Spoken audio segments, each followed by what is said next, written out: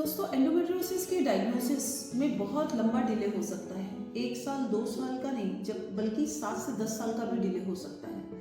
क्योंकि हमारे साथ क्या होता है कि पेशेंट्स भी पेन को लाइटली लेते हैं। उन्हें ऐसा लगता है कि सबको तो पेन होता ही है। फैमिली भी बोलती है कि नहीं, पेन तो सबको होता है पीरियड में। डॉक्टर्स भी पहले इनिशियली पेन किलर्स दे करके यही सोचते हैं कि पेशेंट को प्राइमरी डिस्मेनोरिया है, बट एक्चुअल में उसे एंडोमेट्रियोसिस डेवलप कर रहा होता है और इनिशियल स्टेज से वो आगे जाके फाइनल स्टेज में कन्वर्ट होता है। और जब तक डायग्नोसिस होती है तब तक बहुत लेट में हम इसकी डायग्नोसिस बना पाते हैं और ट्रीटमेंट इनिशिएट करने में हमें बहुत डिले हो जाता है। तो दोस्तों, चलिए बताते हैं स्टेजेस ऑफ एंडोमेट्रियोसिस के बारे में। स्टेज 1, जहाँ पे मिनिमल डिपोजिशन है एंडोमेट्रियल टिश्यू का। यहाँ पे डीप इम्प्लांट नहीं है, सुपरफिशियल इम्प्लांट है। यहाँ थोड़ी थोड़ी ब्लीड होती है, पेशेंट को पेन हल्का बना रहता है even after mains. Stage 2 mild form होता है, पर यहाँ पे जो इम्प्लांट होता है वो deeper than the first stage होता है और यहाँ पे भी ब्लीडिंग होती है, पर इस स्टेज में कोई एडहेशंस डेवलप नहीं किया रहता है।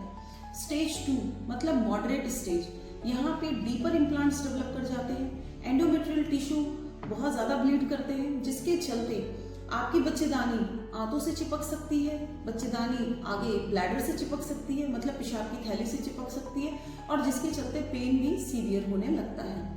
स्टेज 4 जिसको हम लोग सीवियर ग्रेड में डालते हैं, इस सिचुएशन में बहुत ज़्यादा डेंस एडहेशन होती है। कई बार तो ऐसा होता है कि बच्चेदानी, आंत और पेशाब की थैली आपस में इतने चिपक चुके होते हैं कि कोई स्पेस ही नहीं रहता है। पेशेंट के लिए लाइफ स्टाइल उसकी बहुत डिफिकल्ट हो जाती है। पेन फ्री इंटरवल बिल्कुल नहीं होता है, उसे बॉबल ब्लैडर एक्टिविटी मतलब मोशन पास करने और पेशाब करने में भी दिक्कत आती है।